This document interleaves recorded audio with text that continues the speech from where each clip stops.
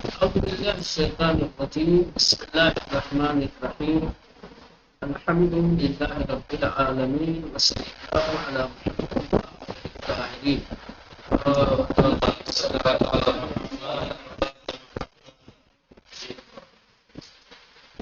مرة فهو أن يرجع السبيل إلى متأخر لفظا مثبتا للنقطة. تو بحث چل رہی تھی ضمیروں کے سلسلے میں اور اوپر ضمیروں کا ایک قانون بیان کیا. قانون یہ تھا کہ ضمیر ہمیشہ مقدم کی طرف اپنے ماقبل کی طرف پلٹتی ہے. ضمیر جس کی طرف پلٹتی ہے اسے مرجع ضمیر کہا جاتا ہے. یہ عربی ادب کا قانون ہے. ضمیر کبھی اپنے مابعد کی طرف نہیں پلٹتی ہے مگر استثناء کچھ مقامات ایسے ہیں کہ جہاں پر ضمیر اپنے مابعد کی طرف پلٹتی ہے. مابعد کو متأخر لفظاً بھی ہوتا ہے اور متن بھی ہوتا ہے. ایسا نہیں ہے کہ وہ لفظاً مقدم تھا لیکن کسی وجہ سے اس کو متأخر کیا گیا ہوتا. وہ حقیقت میں ابتداءً لفظی اعتبار سے بھی مؤخر ہے. کے اعتبار سے اس کا مقام یہ ہے کہ اس کو ضمیر کے بعد ذکر کیا جائے اور ضمیر کو پہلے. ضمیر پلٹے گی اپنے مابعد بس قاعدے اور قانون کے خلاف. ضمیروں کے باب میں یہ بات آپ ذہن نشین کر رہی ہے. ضمیر کا مرجع ہمیشہ ضمیر سے پہلے ہوتا ہے.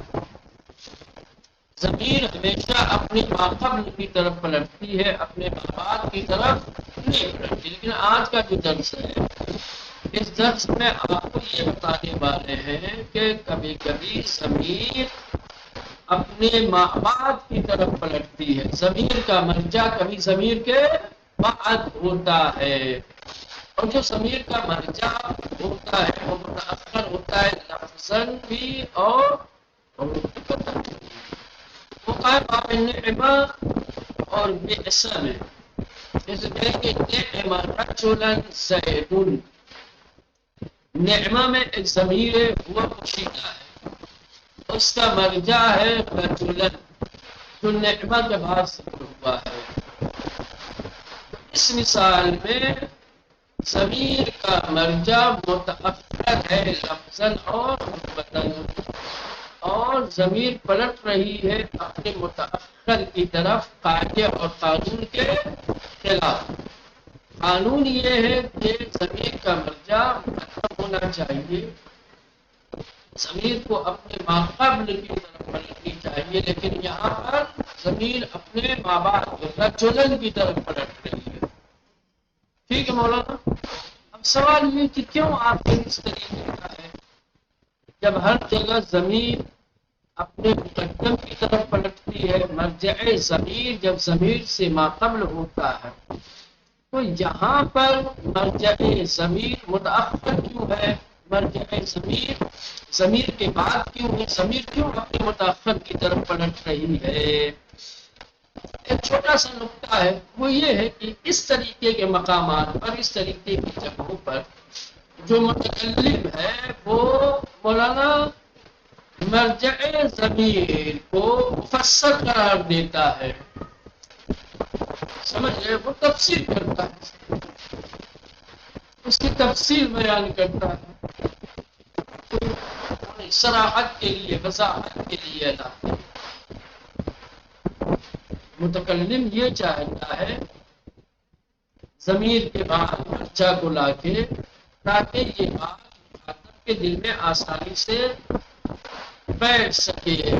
مرجع تلاش کرنے کی ضرورت ہے, ماقبل جائے بھی کون ہے اس کا مرجع, بلکہ یہ مرجع ضمیر ضمیر کی وضاحت کرنے کے لیے, اس کی تفسیر بیان کرنے کے لیے متکلم مرجع ضمیر کو اس طریقے کے مقامات پر ضمیر سے بات میں اس لیے لاتا ہے تاکہ مخاطب کو آسانی سے بات سمجھ میں آ جائے. مرجع ضمیر ضمیر کی تفسیر اور وضاحت کر سکے, بس اور کوئی بات. سمجھے مولانا؟ ہاں، تو بات سمجھ میں آ گئی. درس کا خلاصہ یہ ہے کہ ضمیر کبھی کبھی کیا ہے اپنے مابعد کی طرف متأخر کی طرف پلٹتی ہے اور وہ مرجع ضمیر لفظاً اور رتبتاً متأخر ہوتا ہے. جیسے نعم رجلا زید، زید بہترین انسان ہے. شاہد مثال نعم رجلا ہے. بولو نا ٹھیک. نعمہ میں ایک ضمیر ہوا ہے جس کا مرجع رجلن ہے. بس نعمہ کی ضمیر رجلن کی طرف پلٹے گی کہ جو متأخر ہے، جو بعد میں ہے. یعنی کہ اس طریقے کے مقامات پر متکلم کیا ہے مفسر تصور کرتا ہے مرجع ضمیر کو. یہ ضمیر کی تفسیر بیان کرنے کے لیے، سمجھ رہے ہیں؟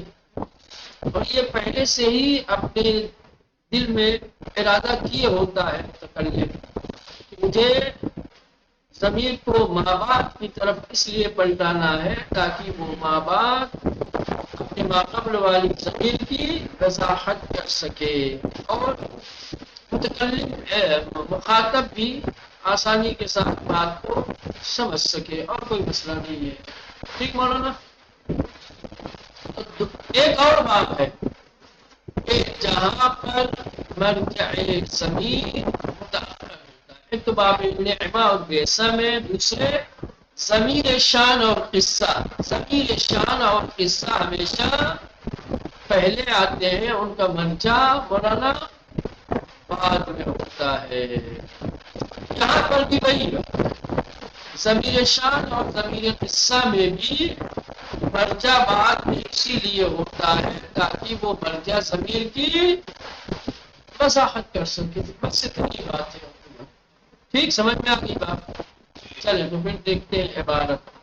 والرابع، چوتھی بات ضمیروں کے سلسلے میں ہوا کیا ہے کہ ان یرجع الضمیر الی متأخر لفظا ورتبۃ. وہ یہ ہے کہ ضمیر پلٹے اپنے متأخر کی طرف لفظاً اور رتبتاً. یا ادھر سے کہیں کہ ضمیر کا مرجع لفظاً اور رتبتاً متأخر ہو، ضمیر مقدم ہو. ٹھیک، ضمیر مقدم ہو اور اس کا مرجع لفظاً و رتبتاً متأخر ہو لنقطۃ، ایک دقیق نقطے کی وجہ سے، قابل توجہ بات کی وجہ سے. وہ کیا ہے وہ نیچے بیان کریں گے. پھر فی الحال مثال دیں گے اور مثال میں ضمیر کا مرجع جو متأخر ہے اس کے نشاندہی کریں گے، اس کو بیان کریں گے. چوتھی بات ہوا یہ کہ ان یرجع الضمیر، ضمیر پلٹے الی متأخر لفظاً و رتبۃ، لفظاً اور رتبتاً جو متأخر ہے اس کی طرف. یعنی ضمیر کا مرجع جو لفظاً اور رتبتاً متأخر ہے ضمیر اس کی جانب پلٹے لنقطۃ، ایک قابل توجہ بات کی وجہ سے، ایک نقطے کی وجہ سے. جیسے نعم رجلا زید، فالضمیر فی نعمہ یرجع الی رجلا. بس نعمہ میں جو ضمیر ہے، ضمیر ہوا، یرجع وہ پلٹے گی الی رجلا، رجلا کی طرح. مولانا نعمہ پہلے ہے کہ رجلا پہلے ہے؟ کون ہے؟ نعمہ پہلے، اس میں ضمیر ہے، رجلا بعد میں ہے نا. تو اب ضمیر مقدم ہے اور مرجع مؤخر ہے. ضمیر پلٹ رہی کس کی طرف؟ مؤخر کی طرف. کیوں ایسا ہے؟ نقطہ کیا ہے؟ اب یہ یہاں سے نقطہ مثال دے دی. اب نقطہ فإن المتکلم فی مثل ذلک، کہتے ہیں کہ اس طریقے کے کلام میں متکلم یتصور المفسر، جو مرجع ہوتا ہے اس کو مفسر یعنی ضمیر کی تفسیر کرنے والا تصور کرتا ہے۔ اس طریقے کے کلام میں جو متکلم ہوتا ہے وہ مرجع کو کیا ہے، ضمیر کی وضاحت کرنے والا، تفسیر کرنے والا سمجھتا ہے۔ وَيَقْصُدُهُ، اور متکلم اس کا قصد کرتا ہے، ارادہ کرتا ہے کہ یہ مرجع ضمیر کی تفسیر کرے گا۔ ثم یأتی بالضمیر، پھر ضمیر کو لاتا ہے، وَيَرْجِعُ إِلَيْهِ، اور پھر ضمیر کو اس کی طرف یعنی مرجع کی طرف پلٹاتا ہے، عند لفظہ، اپنے کلام میں یا اپنے دل میں۔ ثم یأتی بالمفسر، پہلے نیت کرتا ہے متکلم کہ مجھ کو ایسا کرنا ہے کہ پہلے میں ضمیر لاؤں گا، پھر مرجع لاؤں گا، پھر ضمیر کو اس مرجع کی طرف پلٹاؤں گا، اور جو مرجع ہوگا وہ کیا ہے، پہلے تو ظاہر سی بات ہے، پہلے ضمیر ہی لائے گا، ضمیر کے بعد پھر کیا کرے گا مولانا، مرجع کو لائے گا۔ پھر جو مرجع لایا ہے یہی ہے جاتی بالمفسر ویصرف به، اب یہ جو مرجع لے کے آیا ہے یہی مرجع مفسر ہے اور ضمیر کی وضاحت اور صراحت کرنے والا ہے۔ ٹھیک، متکلم پہلے سے ہی اس بات کا قصد و ارادہ کرتا ہے کہ میں پہلے ضمیر لاؤں گا، ضمیر کا مرجع بعد میں لاؤں گا، پھر جو مرجع بعد میں لے کے آؤں گا یہ مرجع ضمیر کی تفسیر ہوگا، اس کی صراحت کرنے والا۔ وَفِي ذَلِكَ تَوْضِيحٌ بَعْدَ الْإِبْهَامِ، اور اس طریقے کے موارد میں ابہام کے بعد ایک توضیح ہوتی ہے۔ مولانا پہلے بات تو مبہم ضمیر لے کے چلے آئے، مرجع کا پتہ ہی نہیں ہے چونکہ پہلے تو کچھ ہے ہی نہیں ہے، تو ضمیر مبہم ہو گئی۔ اب اس کا مرجع لے کر کے آئیں گے تو یہی مرجع اسی ابہام کو دور کرے گا۔ تو اس طریقے کے موارد میں کہ جہاں پر پہلے ضمیر کو لایا جائے اس کے بعد مرجع کو لایا جائے، کہا جاتا ہے توضیح بعد الابہام، کہ ابہام کے بعد ایک غیر واضح بات کے لیے ایک ایسی بات کہ جو اس کی وضاحت کر سکے۔ ابہام جانتے ہو جو بات واضح نہ ہو، توضیح بھی وضاحت کرے۔ وہی کہہ رہے ہیں کہ وفی ذالک، اس طریقے کے موارد میں کہا جاتا ہے توضیح بعد الابہام، کہ ابہام کے بعد توضیح کی گئی ہے۔ وَهُوَ يُفِيدُ التَّفْخِيمَ، فائدہ کیا ہے بھائی اس طریقے کو کرنے کی؟ اب فائدہ مرجع سے پہلے ضمیر لانے کا فائدہ کیا ہے؟ ایک بات کو مبہم کر کے اس کے لیے کیا ہے مفسر اور توضیح دینے والا مرجع لانے کا فائدہ کیا ہوگا؟ کہ وَهُوَ يُفِيدُ التَّفْخِيمَ، یہ تعظیم کا فائدہ دیتے ہیں۔ تفخیم کا کیا معنی ہے مولانا؟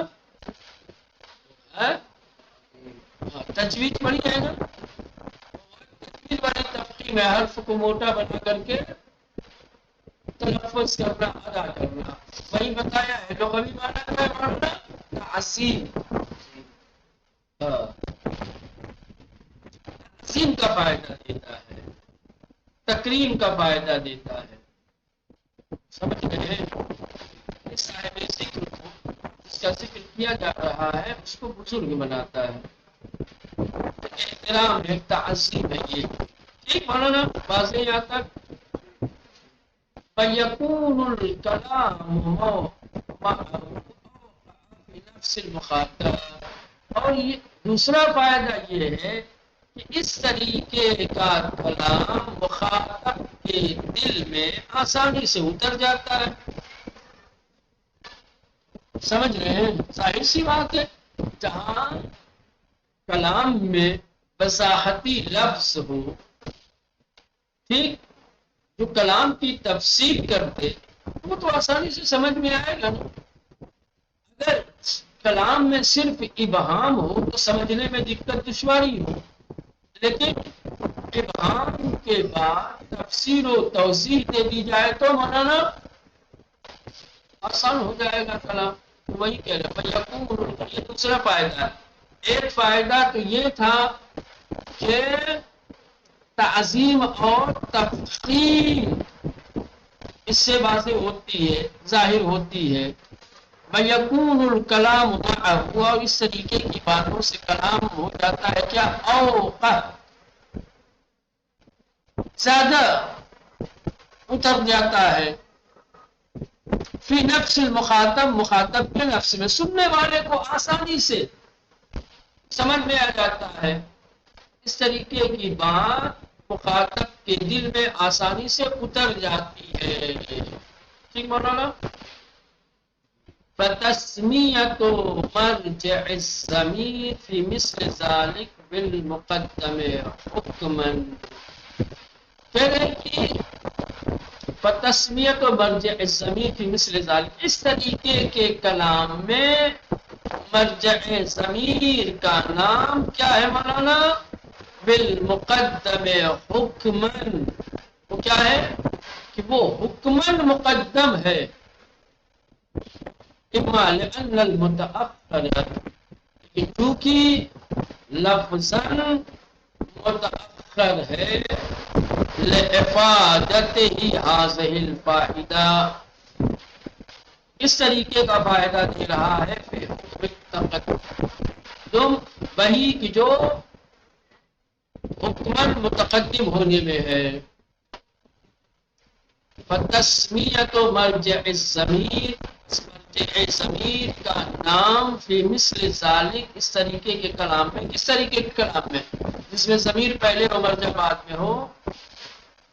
بالمقدم حکمن، کیا ہے؟ حکمن مقدم ہے مولانا، اسی لیے اوپر کہیں حکمن نہیں لایا تھا. لفظاً اور رتبتاً تو مؤخر ہے، لیکن مولانا مرجع ضمیر حکمن کیا ہے؟ یہ اس کا نام دیا گیا ہے کہ اس طریقے کے موارد میں، اس طریقے کی جگہوں پر جہاں پہلے ضمیر کو لایا گیا ہو اور اس کے بعد مرجع کو لایا گیا ہو، تو ایسی مقامات پہ، اس طریقے کی جگہوں پر آپ کیا نام دیں گے مرجع کو؟ کہیں گے کہ حکمن المتقدم حکمن، کہ یہ حکمن کیا ہے؟ مقدم ہے. اما لأن المتأخر، لیکن اس کو مؤخر کیا گیا ہے، ضمیر کو بعد میں لایا گیا ہے، لإفادت ہی حاصل الفائدہ، تاکہ یہ مرجع وہی فائدہ دے کہ جو فائدہ فی حکم المتقدم، حکم متقدم میں اگر مقدم ہوتا تو کس چیز کا فائدہ دیتا؟ یہی فائدہ دیتا جو فائدہ متأخر ہونے کی صورت میں دیتا. فإما لأن ما تصوره المتكلم وأرجع الضمير إليه في حكم المذكور المتقدم، یہ اس لیے ہے کہ متکلم نے تصور کیا ہے اسے کہ وہ ضمیر کو پلٹائے گا اس کی طرف حکم المذکور المتقدم، کہ جو حکم مذکور متقدم میں ہے. یعنی کہنا یہ چاہتے ہیں کہ یہ اصل میں ضمیر کو پہلے اور مرجع کو بعد میں لا رہا ہے، اور مرجع ضمیر لفظاً اور رتبتاً متأخر ہے، لیکن حکماً، تاکہ جو قاعدہ اور قانون ہے ضمیر اور اس کے مرجع کا، اس کا خاص لحاظ رکھا جا سکے کہ بھائی لفظاً اور رتبتاً آپ کو مرجع ضمیر کے بعد دکھ رہی ہے، لیکن حقیقت میں یہ مرجع حکمن مقدم ہے ضمیر کے اوپر۔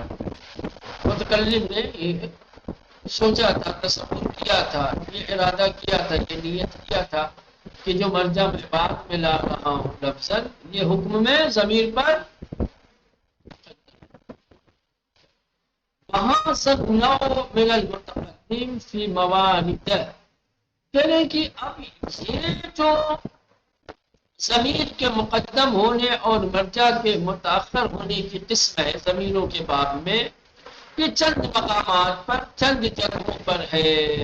اس میں سے باب نعمہ و بئس تمام، ایک تو یہ ہے باب نعمہ اور بئس، سوال کیا جائے، پوچھا جائے کہ کن جگہوں پر، کن مقامات پر مرجع ضمیر متاخر ہوتا ہے۔ نمبر ایک، چند مقامات پر مرجع ضمیر سے متاخر ہوتا ہے۔ نمبر ایک، باب نعمہ و بئس، ومنها المجرور بالرب، المجرور بالرب، دوسرے وہ ضمیر کہ جو رب کے ذریعے مجرور ہوئی ہو، اس کا بھی مرجع مؤخر ہوتا ہے۔ حرف جارہ میں سے ایک حرف جر ہے رب، اس رب کے ذریعے سے جو ضمیر مجرور ہو، اس کا بھی مرجع کیا ہوگا مولانا؟ مؤخر ہوگا۔ یہ دوسرا مورد ہے کہ جہاں مرجع ضمیر کے بعد میں آتا ہے، وہ کیا ہے؟ المجرور برب، وہ ضمیر کہ جو رب کے ذریعے مجرور ہوئی ہو، جسے کہیں گے ربہ رجلا وربہ صدیقا۔ اب یہ ربہ میں تو ربہ حرف جار، ٹھیک مولانا، ہاں ضمیر مجرور، اب ہاں ضمیر ہے، اس کا مرجع کدھر ہے؟ رجلن، کیا ہے مولانا؟ رجلن۔ تو حرف ربہ کے ذریعے سے جو ضمیر مجرور ہوتی ہے، اس ضمیر کا مرجع بھی مؤخر ہوتا ہے، ٹھیک؟ ربہ صدیقا، ومنها، اور تیسرا موقع، تیسرا مورد جہاں پر مرجع ضمیر مؤخر ہوتا ہے، ضمیر الشان والقصہ، ضمیر شان اور ضمیر قصہ ہے۔ ضمیر شان مذکر کے لیے آتی ہے، ضمیر قصہ مؤنث کے لیے آتی ہے، ٹھیک بولا؟ یہ ضمیر شان اور ضمیر قصہ، ان دونوں کا مرجع مؤخر ہوتا ہے، پہلے ضمیر آتی ہے پھر مرجع آتا ہے۔ جیسے قل هو اللہ احد، میرے حبیب کہہ دیجئے کہ اللہ واحد ہے، اکیلا ہے۔ اب اس میں ضمیر ہوا کا مرجع کون ہے؟ اللہ ہے،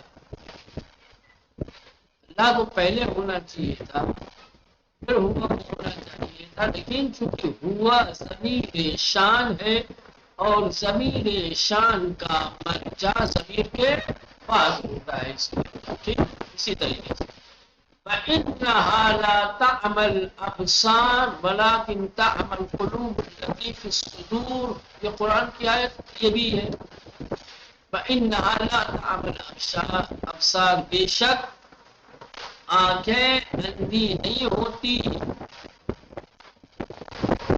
یا تم سب کی آنکھیں اندھی نہیں ہیں، بلاکن تعمى القلوب التي، لیکن تمہارے وہ دل اندھے ہو گئے ہیں، فی الصدور، جو سینوں میں ہے، ٹھیک؟ تو انہا میں یہ جو ہاں ہے، یہ ضمیر قصہ ہے، کیا ہے مولانا؟ ضمیر قصہ ہے، اس کا مرجع کیا ہے؟ کہاں پلٹے گا؟ الابصار. کہاں؟ الابصار. ٹھیک، جو بعد میں ہے. یہ تین ہوئے، تین مقامات ہیں، تین موارد ہیں کہ جہاں پر مرجع ضمیر مؤخر ہوتا ہے، ضمیر سے پہلے ضمیر کو لایا جاتا ہے اور پھر مولانا مرجع لایا جاتا ہے. اور ایسی صورت میں کہ جب مرجع کو بعد میں لایا جائے، مرجع ضمیر کے لیے مفسر ہوتا ہے، ضمیر کی وضاحت کے لیے ہوتا ہے، اور کہا جاتا ہے توصیح بادل ابہام. توصیح بادل ابہام ہے یہ تعظیم و تکریم کے لیے ہے. ٹھیک، تو درس کے متعلق اگر کسی طریقے کا ابہام ہو، کوئی سوال ہو تو بسم اللہ.